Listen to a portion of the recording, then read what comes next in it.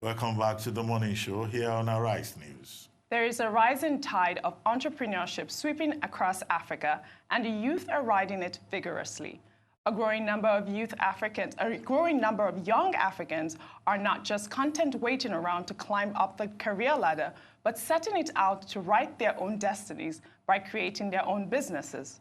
Joining us this morning is Dr. Awele Elumelu, a trustee of the Tony Elumelu Foundation, who will be discussing the upcoming Tony Elumelu Foundation Forum and what the work the foundation is doing to raise more African entrepreneurs. Good morning, ma'am. Welcome to the morning show. Good morning. Welcome to the morning show. Good morning. Thank you. Now, this whole idea of the entrepreneurship program by the Tony Elumelu Foundation is based on an ideology, what Tony Elumelu calls Afri-capitalism. Yeah. Now, can you tell us what that ideology is all about before we go into the details and what you've been able to do in the last 4 years? What Afri-capitalism is basically, it's a philosophy that guides us in our group. Our group is the Heirs Holdings Group, of which the Tony Elumelu Foundation is part of. So this is the philosophy that believes that the private sector needs to invest. The private sector is responsible and has a responsibility in the development of any economy. And what it is that we believe that the private sector needs to invest long-term in specific sectors in the economy for growth of the economy. So this is basically what this is. We're calling on all private sector. We know that the government has a role, no doubt, but then we believe that the private sector has the know-all, has the capacity, has even the wherewithal, the expertise to be able to drive the economy in any given part of the world. So that's basically what Afri-capitalism is. Sometimes I'm confused. Okay. Sometimes your foundation talks about Afri-Capitalism Institute and also talks about the Tony Elumelu Foundation. What's the relationship between the Afri-Capitalism Institute and the Tony Elumelu Foundation? Or was it that the institute was an original idea and then you decided to focus on the foundation? So we have the foundation. Foundation, basically what it's founded on is developing entrepreneurship, because we believe that entrepreneurs are the ones who have the potential to unlock, any economical transformation in any country. So this was what the foundation was built on, entrepreneurship. And in the course of this, we realized that we need to educate people, make them understand the importance of the private sector. So we did the work of Afri-capitalism along other things we were doing in the foundation. But when we realized the importance of spreading this news, making the private sector realize the importance, we decided to carve this niche, carve this Afri-Capitalism Institute to focus primarily on this, to get the word out there, to get the message out there to the private sectors that their role is paramount in the development of the economy. And so what has been the impact on the entrepreneurship environment in Africa? It's been amazing. So we started this program in 2015. So we've run, this is the 4th year it's running. So we've been able to carry out a survey looking at our entrepreneurs from the first 3 years. So this would be about 3,000 entrepreneurs. So we reached out to them, carried out a survey, we're able to interview just under half of this 3,000 number, about 1,500 thereabouts. And what we've seen is we looked at the revenues they've been able to generate, looked at the number of jobs they've been able to create, and we compared before they joined the program and after they joined the program. Before they joined the program, they were looking at total revenues of about maybe $18 million. But looking at them, comparing it to after they joined the program, revenues have increased to about $52 million. And along the same vein, even job creation, we looked at the jobs they were able to create before they joined the program. We were looking at about 4,000 jobs. But since joining the program, they've been able to create a total of about 12,000 jobs. So we would say that there's been impact. And, I think I should mention at this point that it's completely sector agnostic. Okay. So these are entrepreneurs from any sector. We have up to more than 30 sectors involved in our entrepreneurship program. And I also want to say that it's across Africa. So I know some people may realize, but we need to reemphasize this, the fact that it's all African countries that are involved, and it's any sector, just so long as you come up with a plan that we believe will transform the continent, then you could be selected as one of the entrepreneurs. I attended one of your programs, and at that program, we were told that the Tony Elumelu Foundation is already in about 44 countries, Oh, no, I think I need to correct that. Maybe that's old information. We're actually in 54 African countries. It's 54 now? Yes, we are. Well, this program was much earlier. Much earlier, exactly. So that must be that. So this is up-to-date information. It must be that you managed to spread out further since that last event. But at that event, we were told 44 countries. Okay. And, Tony Elumelu was there, Pamenda V, the CEO, who is the CEO, was also there. And it was a well-attended program. But in terms of the success stories, what has been the main success stories, if I may say so? Yes. You touched on it earlier on, but what are the main success stories that you've been able to record? There's so many, so we can't really say main. There's a lot of them, as I said, I've given the numbers, figures, but then we're so impressed, we're so touched by what the entrepreneurs have been able to do. A lot of them are reaching into communities that were hitherto had no one to help them. If we look, for example, there's one in particular that touches us, or touches me anyway. There's a gentleman called Joel in Uganda. So he's into the agri-business. They were having problems there with the arid land. So he went into finding innovative ways to irrigate the land. So with his funding, he's been able to do this, educate people on how to fund the land. I know there's something very interesting. How much was his funding? Well, the funding, basically, I haven't actually gone into this. So the funding that the foundation, the Awele Elumelu Foundation, provides is, I'll give you the history. So what it is, it's a 10-year commitment. As I said, we started in 2015. So the 10-year commitment in which we've committed $100 million to identify, to train, to mentor. And this is about $100 million for... $100 million for 10 years. For 10 years, okay. 10,000 entrepreneurs. So we pick and select growing process with the help of Accenture, 1,000 entrepreneurs every year. So that's what we do. And so that's basically what it is. So his funding would have been $5,000. Okay. Which is what they all get to start off with. So that's $5,000, not a loan. It's just they get it. All they need to do is they go through the 12-week. So when they're selected, they go through a 12-week training program. They're under mentorship. They're trained on how to set up a proper business plan, the proper structures for a business, and then they receive their funding. So tell us more about this guy from Uganda and a few other examples. And a few others. So this guy, he's, what makes his own so interesting is he's developed this technology whereby he has a small piece of land, a space of about 1 acre. And in that small piece of land, he's able to develop up to 30,000 tons of onions.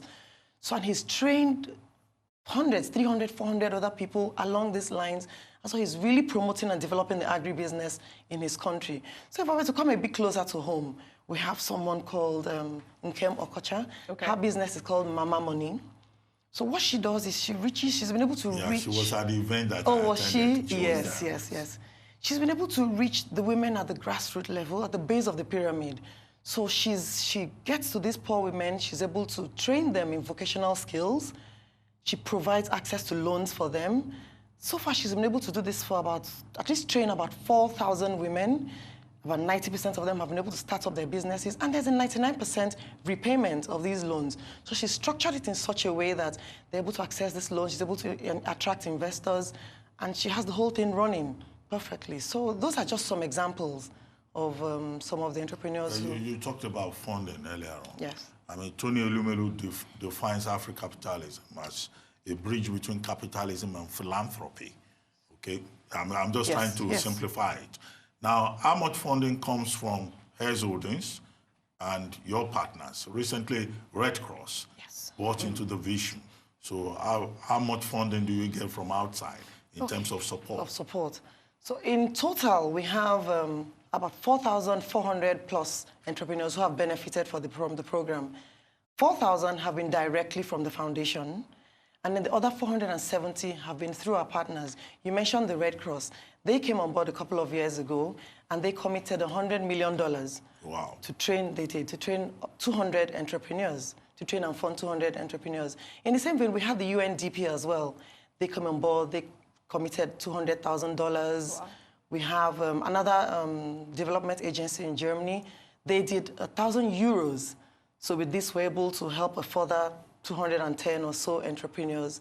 So we have those, and we also have other partners who not necessarily donate funds. We have like the Microsoft, we have Sage. So they are providing different forms of business support. So they help. So in addition to the fund that the entrepreneurs receive, they get different forms of support depending on what kind of partners we have come on board to offer all these other types of support. Well, you have a new set of graduates who have gone through training for 12 weeks. Yes, we do. Right, and you have a program, yes, a summit for this year. Yes. And you've invited President Uhuru Kenyatta. We have.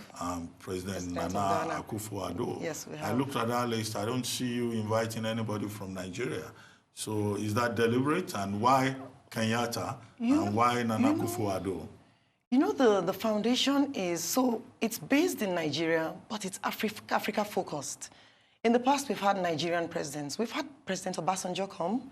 We have our current vice president. He was there last year. So we've actually had Nigerians. We also had the Liberian president a couple of years ago as well. So because Nigeria is not the focus, we feel we need to invite other presidents. We need to be inclusive. We need to let our other entrepreneurs from across the continent know that it's not just Nigerians we're talking about, but all the other countries. And of course, we want to attract perspectives from other African countries. And hence, we looked at Kenya, we looked at Ghana. Okay. Yeah, but why Kenyatta? Why Ghana? Why Akufo-Addo from Ghana? You must have looked at certain things, how they connect, you know, as symbols to your own values. Or was there a specific reason for the pick? Well, as we all know, we have this, so we've always had this close relationship with Ghana. Both, so not just on the what do I call it? On the lighter mode. Right? So not on the lighter. We all know the lighter relationship with Ghana. But even when the United Bank of Africa started, Ghana was one of the first branches we went to. We've always had this strong economic ties with Ghana. So there's a strong presence in Ghana. And we know that we share a lot of economic practices and beliefs. So Ghana was a natural focus for us to go to. But then so that we don't restrict ourselves to just West Africa, we needed to look at the East African coast as well. And then Kenya was just a natural choice. Oh, it's just a natural choice. Yes. Okay, talk to us about this year's forum. What makes it so unique from the rest that you guys have had? This year, so we're coming out with something special this year. We have a product called the TEF Connect. What is that? We're launching this. What this is it's a digital platform. And basically it's a platform for all entrepreneurs. So not just our entrepreneurs, it'll be open to all entrepreneurs and all players in the entrepreneurial ecosystem. There'll be access for them, there'll be provision for them to network amongst each other. There'll be access to funding, there'll be mentors on the platform, there'll be ability to be able to form partnerships. So it's just like a global marketplace for entrepreneurs to be able to come together to develop themselves, develop each other, and develop the general ecosystem. And of course, the economy, at the end of the day, what we're looking at is the African economy. So we're believing that if we're able to do this and provide the entrepreneurs with all this information. Before now, what happened was we would have the 1,000 entrepreneurs that we would select. They would have access to this information, the training, the mentoring. But then we realized that it wasn't really achieving what we set out to do. We were focusing on 1,000 a year, making it 3,000 as at the end of the last program. But we decided that one way to reach more entrepreneurs, to democratize this luck, as we like to say in the foundation, was to open up this to all the entrepreneurs. So that was the decision we took at the foundation, create this platform so that even though you don't receive the funding, you'll be able to receive the training, which all the entrepreneurs that have gone through the program have said has been a very important and beneficial part of the whole program to them. What is the criteria for selection? Because I could come up and tell you, hey, I have this farm that I want to plant onions in. And someone else comes to tell you that as well. So what's your criteria for selection?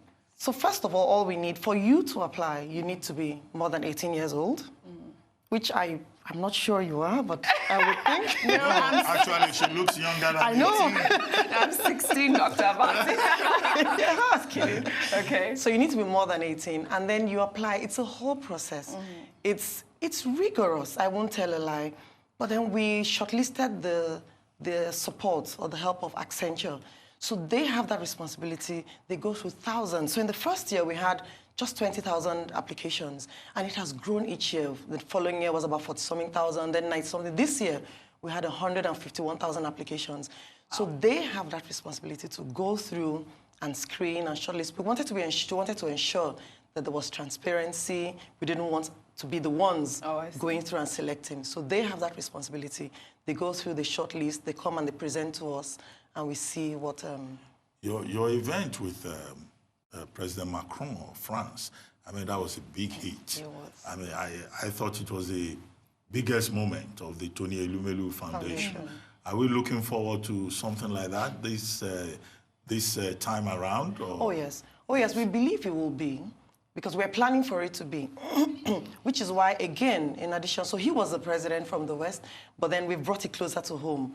Again, we're hoping to create the same, I guess, the same buzz, give the same opportunity to the entrepreneurs to interact with the leaders. Yeah, so that was a great event. So it should be, there should be a repeat of it with the presidents. It's Tony Elumelu, who's going to, again, anchor this. So there's going to be that whole dialogue again, himself and the presidents. Well, before we let you go, I want to ask you a personal question. Oh, God, Okay. Doctor. And I don't want you to take offense.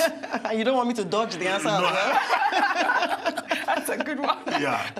You know, I mean, I like your passion, your commitment to the Awele Elumelu Foundation. Yes. But why is it not named Tony and Awele Elumelu Foundation? Like Bill and Melinda Gates. Are you at some point going to ask your husband and say, look, I'm so involved in this, we have to change the title of this thing? No, I personally, I think that's fine. Because, I mean, we are all it's the Tony Elumelu family. So it's me, it's him, it's the children. I don't have to have my name there. Maybe he'll take a cue. He'll take a cue from you. I'm sure. Maybe he'll take what? I'm sure he will. He's watching. He'll take it up with, maybe he'll take a cue from this. Yeah. And maybe, who knows, maybe in 2 years' time you'll see It's gonna Tony be and Tony. Awele. As a very never loyal, obedient African wife, you don't want on television. They say, put But my I'm name here. there. Oh, yeah, so maybe when I leave here, I'll go and, why? Thank you very much, Mrs. Awele Elumelu, for coming to the morning Thank you show. very We've It was had such a fun pleasure to have chatting you with here. you. Thank you very much. Thank you very Thank you. much. Good luck. Thank you. All right. It's time now for a short break. When we come back, co-founder and executive chairman of All Africa Global Media, Amado Mata, will be joining us in the studios. Do stay with us.